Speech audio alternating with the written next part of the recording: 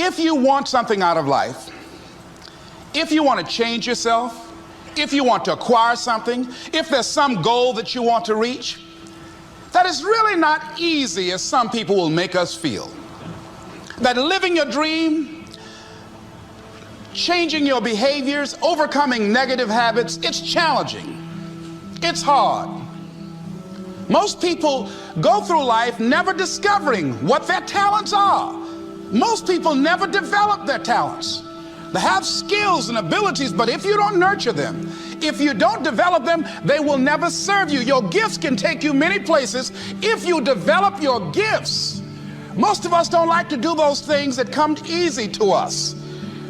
I've always loved to talk to people. I decided, taking this advice, to develop my skills as a speaker.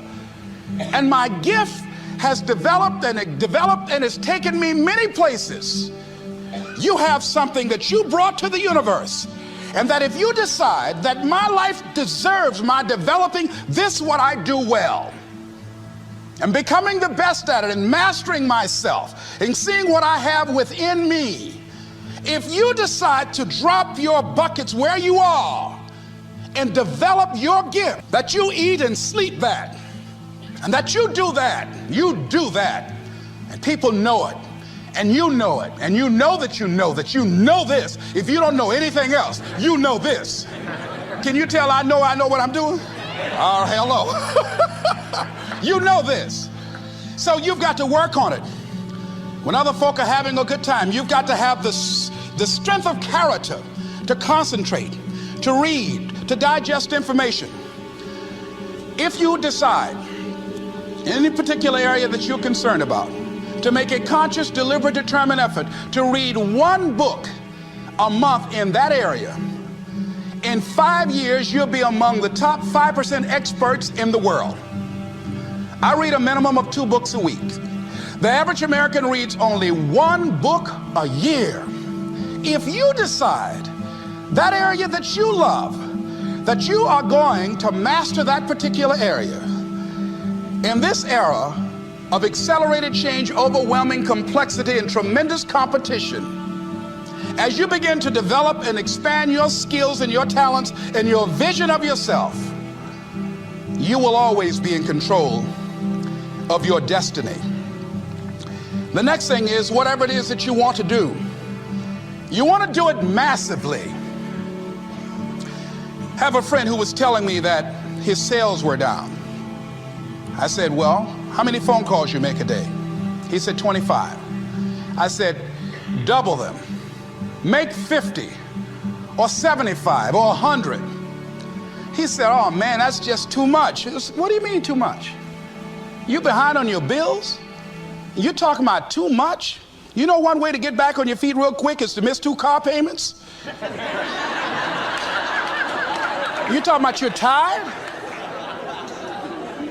There's no competition out here. Decide that you're going to push yourself. Most people won't do that. Most people give up on themselves easily. You know the human spirit is powerful.